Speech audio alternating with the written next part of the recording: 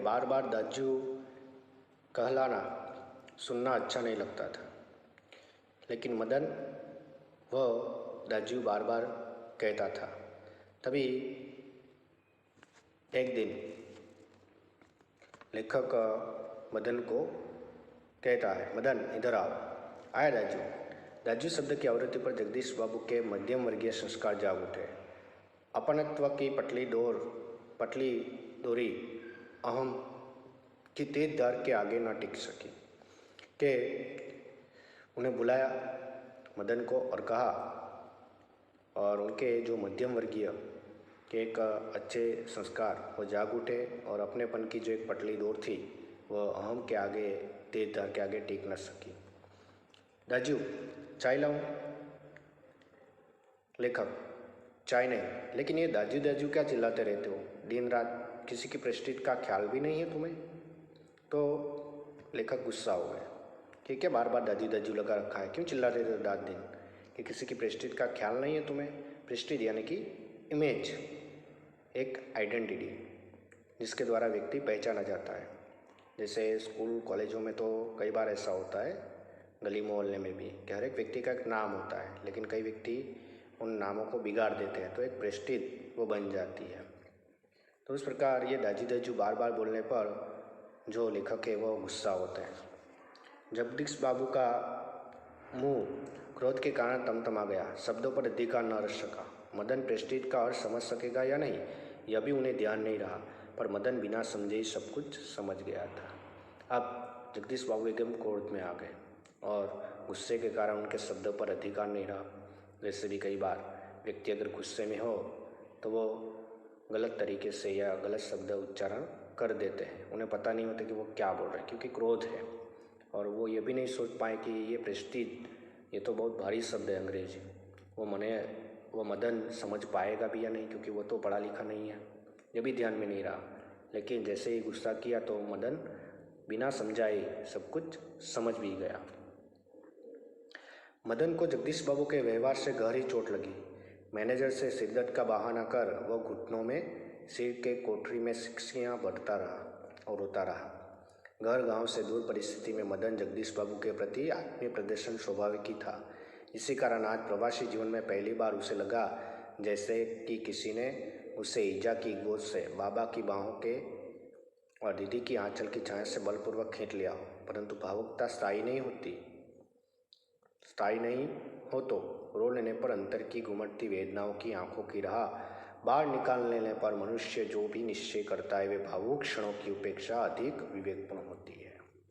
तो मदन को जगदीश बाबू के व्यवहार से बहुत ही गहरी चोट, बहुत ही दुख हुआ और वह मैनेजर के पास गया और कहने लगा कि मुझे सिर दुख रहा है, तबीयत ठीक नहीं है। और वह कोठरी में अलग कमरे में गया और वहाँ पर घुटने के ऊपर सिर रखकर दुख के कारण वह सिसकियाँ भरकर रोने लगा। और उसे ऐसा लगा जैसे घर गांव किसी दूर परिस्थिति में मदन को जगदीश बाबू के प्रति जो आत्मीयता थी, एक भाव था, वो खाली स्वाभाविक ही था। और इसी कारण वो आज प्रवासी जीवन में पहली बार उसे ऐसा लगा कि किसी ने उसकी माँ की गोद से, पिता की बाहों से और बहन की आंचल की छाया से बलपूर्वक खींचकर उसे कहीं दूर फेंक दिया। और भावुकता, एक लगाव, वो स्थायी नहीं हो तो कि अगर दुख अगर मिटाना है तो रो लेना ही अच्छा होता है, क्योंकि रोने से ही हृदय के अंतर जो घुमड़ती वेदनाएं हैं, जो दुख है, वो आंखों की राह से आंसू के रूप में निकल जाता है और उसी के रूप में वो भावुक क्षणों की उपेक्षा अधिक विवेकपूर्ण हो सकता है। जैसे ही हम भी कई बार कोई हमारा प्रिय व्यक्ति हो, अगर वो इस दुनिया में न रहे तो हमें उसका समाचार मिले तो हमारी आंखों से वो आंसू निकल आते हैं। दुख तो बहुत होता है, लेकिन कर क्या सकते हैं। वैसे ही वेदना यहाँ पर मदन को भी होती है। अब आगे बढ़ते हैं। तो मदन पूर्ववत काम करने लगा। दूसरे दिन कैफे जाते हुए अचानक ही जगदीश बाबू की भेंट बचपन के सहपाठी हेमंत से हो गई। क्या मदन ये सारी बातें भुलाकर फिर से अपने काम में लग जाता है। और दूसरे दिन जगदीश बाबू जैसे ही बाहर जाते तो वहाँ पर उसकी भेंट उनके बचपन के साथ पढ़ने वाले सहपाठी यानी कि साथ में पढ़ने वाला, तो उसके सहपाठी हेमंत से हो गई। कैफे में पहुंचकर जगदीश बाबू ने इशारे से मदन को बुलाया, परंतु उन्हें लगा जैसे वह उनसे दूर दूर रहने का प्रयत्न कर रहा हो। कि जगदीश बाबू ने इशारे से उसे बुलाया, लेकिन मदन उनसे दूर रहने लगा। दूसरी बार बुलाने पर ही मदन आया, कि दूसरी बार बुलाया तो मदन आया। जैसे छोटे बच्चे हो, अगर हमने उसे एक दिन डांट दिया हो और दूसरे दिन बुलाओ तो वो आता नहीं है, घबराता है कि वापस गुस्सा करेंगे तो। उसी प्रकार मदन भी नहीं जाता, लेकिन दूसरी बार बुलाया तो वो गया। आज उसके मुंह पर मुस्कान न थी और नहीं उसने क्या लाओ दाजू का स्वयं जगदीश बाबू को ही कहना पड़ा, 2 चाय 2 ऑमलेट।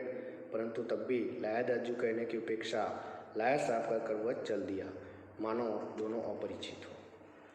क्या अब उसके व्यवहार में एकदम परिवर्तन आ गया कि जैसे ही वह वहाँ गया तो न चेहरे पर मुस्कान थी और क्या लाओ दाजू ये भी नहीं कहा।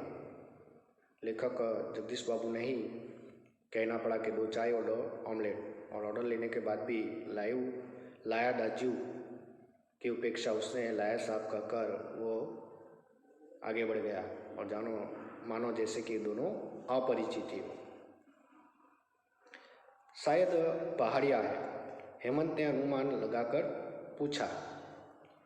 हाँ, रूखा सा उत्तर दे दिया जगदीश बाबू ने और वार्तालाप का विषय ही बदल दिया। जैसे हेमंत ने कहा तो कहा कि ये तो पहाड़ी इलाके का बच्चा लगता है, ऐसे अनुमान लगाकर पूछा।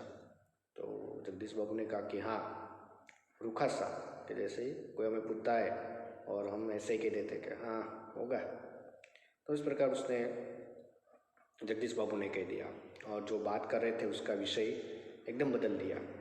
तभी मदन चाय ले आया था। मदन चाय लेकर आया। क्या नाम है तुम्हारे लड़के? हेमंत ने एहसान चिढ़ाने की गरज से पूछा कि तुम्हारा नाम क्या है? एक एहसान कर रहा हो इस प्रकार से जानने के लिए पूछा।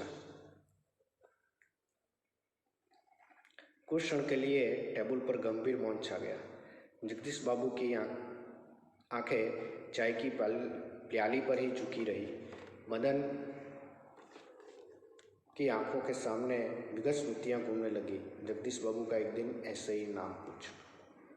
तब यहाँ पर जो बात हुई थी वो फिर से याद आ जाती है मदन को, कि जैसे ही हेमंत लेखक का मित्र है, वह एहसान चढ़ाने के लिए कि मेहरबानी करो इस प्रकार से गरज से वो खाली पूछता है कि नाम क्या है तुम्हारा। तो कुछ समय के लिए टेबल पर एक गंभीर मौन छा जाता है, शांति सी छा जाती है, कोई बोलता नहीं। और जगदीश बाबू की आंखें वह चाय की जो प्याली है सामने उस पर ही झुकी रह जाती है और मदन की आंखों के सामने विगत स्मृतियाँ यानी कि जो पहले बीत चुकी है वह सारी यादें फिर से उसकी आंखों से हमने घूमने लगती है।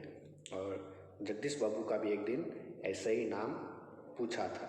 ये सारी बातें उसे याद आने लगती है। फिर दाजू आपने तो कल थोड़ा खाना खाया और एक दिन किसी की परिस्थिति का ख्याल नहीं रहा तुम्हें।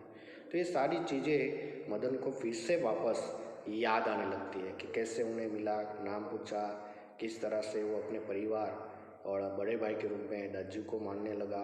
फिर एक दिन तुम्हारी परिस्थिति का ख्याल नहीं और गुस्सा होना, तो ये सारी चीज़ें उसकी आंखों के सामने आ जाती है।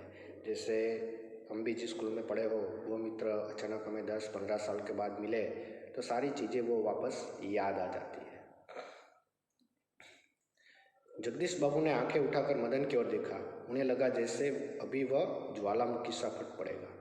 कि जैसे ही ये सुना, जगदीश बाबू ने आंखें उठाकर मदन की ओर देखा और जैसे देखा तो उसे लगा कि अभी ये ज्वालामुखी की तरह फटेगा।